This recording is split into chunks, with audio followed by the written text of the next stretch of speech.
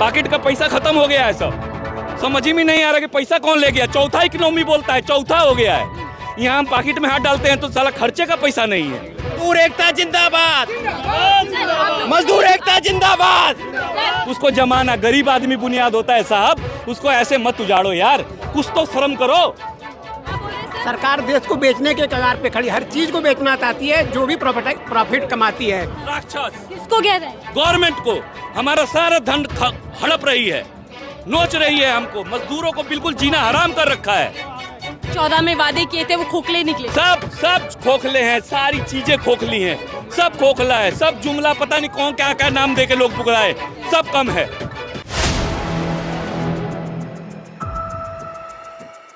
नमस्कार, आप देख रहे हैं 4 PM में आपके साथ नफीसा खान। इस वक्त मैं राजधानी के जंतर मंतर पर मौजूद हूं और यहां आज बड़ी संख्या में केंद्र सरकार के खिलाफ विरोध प्रदर्शन देखने को मिल रहा है। दरअसल केंद्र सरकार के लाए गए 4 श्रम कानून के खिलाफ श्रमिक जो संगठन है या फिर जो किसान संगठन है वो आज सड़कों पर हैं और आज भारत बंद का ऐलान किया गया है। ऐसे में अंदाजा लगाया जा रहा है कि 25 करोड़ से ज़्यादा केंद्र सरकार की नीतियों के खिलाफ देश की जनता सड़कों पर है। और तस्वीरें हम आपको साफ तौर पर दिखा रहे हैं। कहीं पर बंद के दौरान कहीं जो टायर हैं वो फूके जा रहे हैं, कहीं रोड जाम किया जा रहा है और अब दिल्ली का जंतर मंतर भी पूरी तरीके से भर चुका है। सवाल यह है कि जब जो कर्मचारी है वो सरकार की नीतियों से नाखुश है तो फिर केंद्र सरकार दावा और जो कहा जाता है कि 11 साल बेमिसाल रहे वो किस बुनियाद पे करते हैं। चर्चा की शुरुआत करते हैं, मेरे साथ तमाम लोग हैं।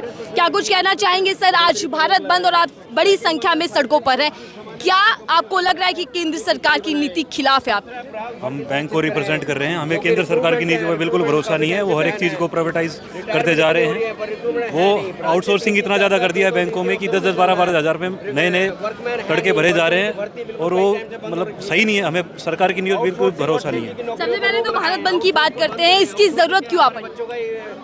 हम तो अपने बैंक को रिप्रेजेंट कर रहे हैं, इसलिए हम यहाँ पे इकट्ठा हुए हैं। बैंकों में जो भी इनकी नीतियाँ गलत चल रही है हम उसके खिलाफ हैं। भारत बंद की जरूरत क्यों आ पड़ी? जो भारत बंद तो लोग मजबूरी में करवाना चाहते हैं, कोई नहीं चाहता कि हम बंद रखें। क्यों हम चाहेंगे इकोनॉमी को डाउन करें, लेकिन सरकार की नीतियाँ ऐसी हैं वो सुनती नहीं है, कान में तेल देके बैठी हुई है। तो उनके लिए एक ही यही रास्ता बचता है कि हम हड़ताल करें, हम हल्ला बोलें, ताकि लोगों को भी जागरूक करें। आम पब्लिक के लिए भी हम हड़ताल में हैं। अगर बैंकों पे कॉस्ट बढ़ जाएगा तो आपसे चार्जेस ज़्यादा वसूल किए जाएंगे। हम तो एम्प्लॉई हैं, ठीक है, हम तो सर्वाइव कर लेंगे, लेकिन आम पब्लिक का क्या है? जैसे कि डेली मतलब मान लिया जाए महीने में पहले SMS चार्जेस 15 लेते थे, 20 ले रहे हैं। 5 रुपया का सीधा डकैती है उनके पॉकेट पे। इसमें से कुछ से बैंकों को जाता है, कुछ सरकार को जाती है। तो सरकार क्यों ना चाहे? अच्छा, दूसरी बात, आपको लगता है कि केंद्र सरकार की जो नीतियां हैं वो आपके विरोध में? मतलब मेरे विरोध में नहीं, सबके विरोध में, जनता के भी विरोध में, श्रमिकों के विरोध में तो है ही। उनसे बात करते हैं, नारे लगा रहे हैं, मजदूर एकता की बात कर रहे हैं। क्या लगता है कि इसी मजदूर की जो मजदूरी है उसके खिलाफ सरकार काम कर रही है? मैडम बिल्कुल काम कर रही है। आप ये देखो, आप जैसे आप भी बच्चे हो, हमारे बच्चे हैं, ये जनता जो यहाँ पे आई उसके बच्चे हैं, जिनको आउटसोर्स के तौर पे क्या कहते हैं उनका शोषण किया जा रहा है। रिक्रूटमेंट क्या कहते हैं बैन हो रखी हैं, भर्तियाँ हैं नहीं, बैंकों में 2-2, 3-3 अफसरों से काम किया जा रहा है। प्राइवेट बैंक में आउटसोर्स करके क्या कहते हैं 20-20, 25-25 हज़ार में लोगों को टाइयाँ पहना के बिठा दिया जाता है, जिनके पास उसके नंबर ऑफ स्टाफ बहुत ज़्यादा हैं। PSU बैंकों में स्टाफ इतना कम है वहाँ पे, क्योंकि जो भी पैरोल में हैं उनको पूरी पेमेंट, फुल पेमेंट दी जाएगी। जो आउटसोर्स वहाँ पे होगा नहीं, जब आउटसोर्स होगा नहीं वहाँ पे तो काम भी नहीं हो पा रहा। इसलिए हमारी मांग है कि भर्ती ज़्यादा से ज़्यादा भर्तियाँ करें, रिक्रूटमेंट करें, वर्कमैन भर्ती करें, ऑफिसर भर्ती करें, जिससे पब्लिक सेक्टर बैंक जिन्होंने देश की इकोनॉमी संभाली है, इतने साल हो गए, 1980 1847 से जब से देश आज़ाद हुआ, 1947 से, तब से हम देश की क्या कहते हैं इकोनॉमी संभाले हुए हैं। आज देश का कहना है कि हम बेकार हैं, PSU बैंक बेकार है। क्या PSU बैंकों में इतनी ईमानदारी नहीं है, इतनी वो नहीं है कि आज वो देश की इकोनॉमी को संभाल सकें? उनको दरकिनार करा जा रहा है, उनको क्या कहते हैं अननेसेसरी दबाया जा रहा है। रिक्रूटमेंट के नाम से उनकी वेज रिवीजन अच्छी तरह से नहीं की जा रही। 5 डे बैंकिंग हम काफ़ी टाइम से क्या कहते हैं डिमांड है, वो भी नहीं किया जा रहा। तो क्या सरकार निजीकरण की ओर बढ़ती जा रही है? निजीकरण की ओर, निजीकरण का कई घाटे भी हैं मैडम, निजीकरण के बहुत फायदे हैं। अब देखो, पहले 18 बैंक थे, आज 10 बैंक रह गए, 8 बैंक गायब हो गए। 8 बैंकों में जो भर्ती होनी थी वो कहाँ गई? उसमें हमारे तुम्हारे क्या कहते हैं बच्चे ही आने थे। वो रिक्रूटमेंट बैन हो गई। वो क्या कहते हैं, फाइनेंस अगर सेक्टर में किसी को अपना कैरियर बनाना है तो कहाँ से कैरियर बनाएगा, क्योंकि बैंक तो ख़त्म किए जा रहे हैं। और जो प्राइवेट बैंक हैं वो आउटसोर्स के नाम पे 15-20 हज़ार में आपको सैलरी पे रख रहे हैं। क्या वो अच्छा है? नहीं होना चाहिए, शोषण नहीं होना चाहिए बिल्कुल भी। लेकिन बीजेपी सरकार अपनी मजबूत नीतियों का बखान तमाम जगह मजबूत नीतियाँ केवल उसमें पेपरों में है मैडम, नीतियाँ मजबूत कहीं नहीं है। आप यहाँ दिल्ली से बाहर निकल के देखो, आपको एक्चुअल में पता चल जाएगा उसमें कि क्या कितना शोषण हो रहा है समाज का, कितना शोषण हो रहा है आज के बच्चों का। रिक्रूटमेंट है नहीं, नौकरियां है नहीं, बच्चे भी क्या कहते हैं बीटेक MBA सारे खाली बैठे हुए हैं, नहीं मिल रही उनको जॉब। इसीलिए क्या कहते हैं चोरी चकारी और ये स्नैचिंग व्रैचिंग ये सारा उसी का रोल है। मैं आ रही हूँ आपके पास। सर, जनता सड़क पर है लेकिन केंद्र सरकार ये दावा करती है कि अमृतकाल देश में चल रहा है। ये टीवी पे दिखाया जाता है, everything is good, everything is good, everything is good. ये टीवी पे दिखाया जा रहा है। आप लोग मीडिया से आप लोग हमारी आवाज़ पहुंचाएं ताकि लोगों को, जैसे भाई साहब ने बताया, लोगों को रोजगार मिल सके। पढ़े लिखे लोगों को रोजगार नहीं मिलेगा, वो अनसोशल एलिमेंट्स की तरफ बढ़ेंगे और अनसोशल चीज़ें करेंगे। जब बच्चों को रोजगार नहीं मिलेगा, बच्चों को आउटसोर्सिंग किया जाएगा, बच्चों को कैजुअल लेबर की तरह ट्रीट किया जाएगा, ना उनको मेडिकल फैसिलिटीज़ दी जाएंगी, ना उनको जो leave fare concession permanent employ को जो फैसिलिटीज़ मिलती हैं वो एम्प्लॉयज़ को फैसिलिटीज़ नहीं मिलेगी। क्योंकि मैं मॉर्निंग से लेकर अगर इवनिंग तक काम किया और मेरे को एक पर्ची के थ्रू पेमेंट कर दी गई, it is just like a casual labour. Casual labour पढ़े लिखे बच्चे अगर MBA BTech करने के बाद अगर वो प्राइवेट ये किया जाता है कि गवर्नमेंट को सोचना चाहिए। हमारा सिर्फ पर्पज़ ये है, लोग गवर्नमेंट ये दावा करती है कि अब हर जो कर्मचारी है उसकी आमदनी दुगनी हो चुकी है। कैसे दुगनी होगी? कॉर्पोरेट हाउसेज को जो लोन दिया गया है वो सब राइट ऑफ किया जा रहा है। जो छोटे छोटे जिनको मुद्रा लोन दिया जा रहा है उनकी वसूली हो रही है, पर जितने कॉर्पोरेट जो लोन गए हैं वो तो सब राइट ऑफ हो रहे हैं।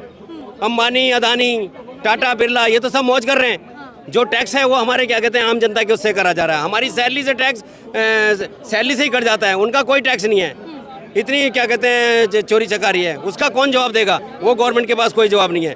तो इसीलिए हमारा आज ये आवाज है, मजदूर एकता जिंदाबाद, मजदूर एकता जिंदाबाद। आप लोगों ने 2020-22 में भी भारत बंद किया है, देश भर में आपका विरोध देखने को मिला, लेकिन क्या दबाव बन पाया केंद्र सरकार? दबाव जरूर बनेगा मैडम। अगर ये सरकार नहीं मानी तो ये एक्टिविटी और तेज होगी।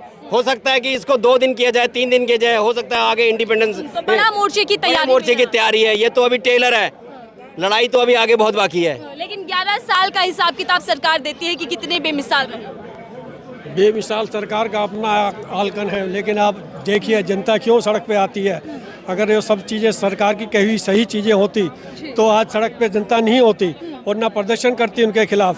सारी नीतियाँ गवर्नमेंट की पब्लिक आम जनता के खिलाफ चल रही हैं। सबको थोड़ा फ्री में बांट करके वो इलेक्शन जीत करके सरकार में आ रहे हैं। गरीब आदमी को सिर्फ राशन देने से ही उसकी पूर्ति नहीं होगी, इसको रोजगार भी चाहिए, उसको अपना भविष्य भी चाहिए, उसके बच्चों के लिए एजुकेशन भी चाहिए। तो ये सब चीज़ें लेकर के सरकार जो है इतनी मजबूत नहीं है। बाकी मजबूत सरकार का तो दावा किया जाता है। मजबूत तो हर सरकार अपने आप को मजबूत दावा करती है। केजरीवाल भी अपने आप को बहुत मजबूत करता था, क्यों उखड़ गया? चोरी चराकी करता रहा, लूटता रहा। मोदी की सरकार है, गारंटियों की भी गारंटी, मोदी की सब पर गारंटी भारी। गारंटी सरकार की गारंटी तो ये भी थी कि सबको रोजगार मिलेगा, पर रोजगार कहाँ मिला? कहाँ मिला रोजगार? आज एक BTech MTech लड़के बच्चियाँ सारे फ्री घूम रहे हैं। अगर रोजगार की गारंटी तो रोजगार क्यों नहीं मिला? ये हम जानना चाहूँ सर, 11 साल में देश कहाँ खड़ा है आज, तो आप क्या जवाब देना चाहेंगे? देश तो वहीं खड़ा है जहाँ खड़ा था। तो कुछ विकास ऐसा नहीं है जो एक मिरेकल हुआ हो। धीरे धीरे थोड़ा बहुत विकास हुआ होगा किसी एरिया में, लेकिन ज़्यादातर पॉलिसी सरकार देश को बेचने के कगार पे खड़ी, हर चीज़ को बेचना चाहती है, जो भी प्रॉफिट कमाती है। इवन आप देख लो, इनमें कोई जो है कि इनमें जो है कि पारदर्शिता नहीं है। इनकी जहाँ मर्जी जिसको बंद करना, आपको बंद करना है, उनकी मर्जी आज बंद कर देंगे। तो क्या तानाशाही चल रही है देश में? इनडायरेक्ट वे में तानाशाही है। अगर आप कहते हैं कि 77 में इंदिरा गांधी ने लगाया था आपातकाल, उससे बड़ा आपातकाल अभी है। आप अपने आप को ही देख लीजिए, एक दिन शर्मा जी का चैनल बंद कर दिया, क्यों कर दिया बंद? मतलब उनका कोई तो, हमें तो कोई दोष नहीं दिखा। मैं तो रोज देखता हूँ, मुझे नहीं दिखा कहीं ऐसा जो कि उसको बैन किया जाए। सरकार उस नीति पर चल रही है जिसमें सरकार के खिलाफ कुछ ना बोला जाए, ना दिखाया जाए। सरकार के विरोध में आप बोलेंगे तो आपकी आवाज़ को दबाया जाएगा, ये सीधा सीधा। दूसरी बात, आप एजुकेशन देख लिए, अगर लोग पढ़ेंगे तो आवाज़ उठाएंगे। एजुकेशन का सिस्टम मुझे नहीं लगता है अच्छा है। क्योंकि ये पढ़ने देना नहीं चाहती, चाहती है ज़ॉम्बी बने। क्यों? अगर हम मूर्ख रहेंगे तो इनका झंडा उठाएंगे, अगर हम पढ़ेंगे तो हम इनके विरोध में आवाज़ उठाएं। आज बैंक कर्मचारी इसलिए नहीं आवाज़ उठा रहे, ये पढ़े लिखे भी हैं और आम इंसान की बात कर रहे हैं। अपनी तो हम बात करेंगे ही, मेरा भी हित है इसमें, लेकिन आम इंसान का सबसे पहले है। अगर बैंक क्या है, इकोनॉमी का हब है ना मैम, पैसा सिक्योर कहाँ रहेगा? लोग घर में तो नहीं रखते, चोर आएगा ले जाएगा, तो बैंक में रखेंगे। अगर आप बैंकों पे डाका डालेंगे इन दी वे ऑफ प्राइवेटाइजेशन, तो होगा क्या? बैंकों का लोगों का विश्वास उठेगा। बताइए, 11 साल में बीजेपी सरकार ने देश की जनता के लिए, देश के लिए काम किया या फिर आम जनता बेहाल? ऐसा नहीं, काम किया है, हम ये नहीं कह सकते 100% काम नहीं किया, लेकिन जो मूलभूत काम करना चाहिए उससे भटकी है। जो चाहिए लोग, अब अगर 5 किलो अनाज दे रहे हैं, ऐसा नौबत आया क्यों? आप भिखारी क्यों बनाना चाहते हैं उन्हें? आप उन्हें रोजगार दीजिए, उनका भी तो सम्मान है। चाहे वो एक झुग्गी में रह रहा है बंदा, चाहे वो ताजमहल में रह रहा है, सम्मान तो सबका है, आदमी तो सब हैं। लेकिन आज वो उनको भिखारी बना रखे। क्यों? 5 किलो अनाज पे ही जिंदा रहना है उनको, इसके अलावा कुछ नहीं है। आज पूरे भारत का जो ग्रामीण जनता है कहीं ना कहीं वो परेशान है। सिर्फ राक्षस किसको कह रहे हैं? गवर्नमेंट को। हमारा सारा धन हड़प रही है, मजदूरों को बिल्कुल जीना हराम कर रखा है। लेकिन सरकार तो गरीबों और मजदूरों की दावा करते हैं पीएम मोदी। गरीबों की है, देखो ये महिलाएं आए हैं, 5-5 हजार रुपया मिलता है फैक्ट्री में, 7-7 हजार रुपया। कहाँ है ये गवर्नमेंट? किस लिए चुना था इनको हमने? इस दिन के लिए? खूनी लोग हैं ये, खून चूसते हैं हमारा। लागू करो, लागू करो मिनिमम वेज लागू बताइए, करो। फिर ये दावा क्यों किया जा रहा है कि अमृतकाल चल रहा है देश के अंदर, हर गरीब के अच्छे दिन आ चुके हैं? पॉकेट का पैसा खत्म हो गया है, सब समझ ही में नहीं आ रहा कि पैसा कौन ले गया। चौथा इकोनॉमी बोलता है, चौथा हो गया है। यहाँ हम पॉकेट में हाथ डालते हैं तो साला खर्चे का पैसा नहीं है, पैसा नहीं है, खाली है मोदी सरकार के राज। बिल्कुल जनता बिल्कुल त्रस्त है, समझ में नहीं आ रहा किधर जाए, किधर आत्महत्या करे, वो भी जगह बता दे। ये हालात है आज हमारे देश का, लेकिन कोई बोलने वाला नहीं है। क्यों? क्योंकि हम संगठित नहीं है। जिस दिन ये हम संगठित हो गए, इनको उखाड़ के बाहर फेंक देंगे। लेकिन 2047 तक विकसित भारत बन जाएगा, ये भी दावा केंद्र सरकार कर रही है। तो इसका मतलब तो ये हुआ कि देश तरक्की कर रहा है। तरक्की? इसको आप तरक्की कहते हैं? घिन आता है ऐसी तरक्की से जो हमारे गरीबों को उखाड़ के फेंक रही है। नफरत है ऐसी तरक्की से। इससे बढ़िया भैया गुलाम बना दो अंग्रेजों का, वो ज्यादा अच्छा था। कम से कम 2 रोटी तो खाने को मिलता था साहब। पेट खाली पेट है, पैसा नहीं मिल रहा है, लोगों का घर बार सब सूखा है। गरीबी के बारे में क्या जानते हो आप लोग? गरीबी ये है कि आज हमारी माता बहनें आज भी इतनी इतनी पेटीकोट में झुग्गियों में नहा रही हैं। आप लोग जाके देखिए, तब पता चलेगा कि दिल्ली कितना गरीब है।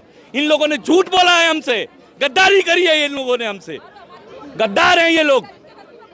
तो जो 2014 में वादे किए थे वो खोखले निकले। सब खोखले हैं, सारी चीजें खोखली हैं, सब खोखला है, सब जुमला पता नहीं कौन क्या क्या नाम दे के लोग पुकारे, सब कम है, सब कम है। क्या बताएं मैडम? सर, एक तरफ तो आप लोग सड़कों पर हैं, लेकिन दूसरी तरफ बीजेपी नेता हो या आरएसएस हो, वो ये दावा कर रहे हैं कि हिंदू राष्ट्र बन जाएगा तो तमाम समस्याएं समाप्त हो जाएंगी। हिंदू राष्ट्र पेट भूखा है। कौन सा राष्ट्र? किसका राष्ट्र बताओ? कौन भूखे भजन राम करेगा? किसका करेगा? चाहे हिंदू हो, चाहे मुसलमान हो, चाहे सिख हो, चाहे ईसाई हो। सबसे बड़ा अगर भूख है वही शैतान है, और वो भूख को कोई रोटी दे दे तो वही भगवान है। इसके अलावा हमें कुछ नहीं आता, हमें कुछ नहीं पता। इस भारत बंद का दबाव बन पाएगा केंद्र पर? भारत बंद? अरे देश की जनता भूख से पहले बाहर निकलेगी तब भारत बंद होगा। लोग अपने रोजी रोटी के लिए तरस रहे हैं, रोडों पे फड़फड़ा रहे हैं। क्या करे आदमी, कहाँ जाए, किसको आवाज लगाए, समझ में नहीं आता। इसलिए आज पहली बार मैं जंतर मंतर पे आया हूँ। मैं अपनी एक छोटा सा रोजगार करता हूँ, सब बर्बाद हो गया इन लोगों की नीतियों की वजह से। इसलिए आज मैं जमीन पे उतरा हूँ। मैं वो हूँ जो यहाँ पे जितने लोग हैं सबके घर में परेशानी ना हो तो वो मुझसे बोले। मुझे नहीं पता पॉलिटिक्स क्या होता है, मैं पढ़ा लिखा भी नहीं हूँ। ये गुस्सा केंद्र सरकार के खिलाफ है? जो भी सरकार है हमें नहीं पता, सब रोटी दो, भूख लगी है, खाने को पेट में रोटी नहीं है। जिम्मेदारी तो ली हुई है। अनपढ़ गवार लोग हैं हम लोग। तो मोदी सरकार ने जिम्मेदारी ली हुई तो राशन देते हैं। मुझे नहीं पता, मेरे घर की रोटी नहीं है, बस मुझे ये पता है। तो क्या जो पॉलिटिक्स है देश के अंदर सर, वो बुनियादी मुद्दों से हटकर चल रही है? बिल्कुल कोई बुनियाद नहीं है। बुनियाद का मतलब होता है नींव खोदना, उसको जमाना। गरीब आदमी बुनियाद होता है साहब, उसको ऐसे मत उजाड़ो यार, कुछ तो शर्म करो। और ये गुस्सा देखो आपको देश भर में दिखाई दे रहा होगा, क्योंकि देश विरोधी नीतियां केंद्र लेकर चल रही है, आरोप आम जनता लगा रही है। सर, इस बड़े प्रदर्शन का बड़ा असर क्या केंद्र पर पड़ पाएगा? बिल्कुल पड़ेगा मैडम, बिल्कुल पड़ेगा, बिल्कुल पड़ेगा, बिल्कुल असर पड़ेगा, बहुत असर पड़ेगा। जरूरत क्यों आ पड़ी सड़कों पर आने की? जरूरत इसलिए आ पड़ी है। आप एक चीज बताइए, हमने अंग्रेजों से लड़ाई लड़ी हमने, उसके बाद हमने क्या किया, एक वर्किंग आवर्स हमें लिमिट किए गए 40 आवर्स पर वीक, ठीक बात है। अभी 70 घंटे की बातें कर रहे हैं, क्यों कर रहे हैं? आपको 70 घंटे काम करना चाहिए या हमें करना चाहिए? क्यों करना चाहिए? या हमारे पास कोई रिसोर्सेज कम है क्या?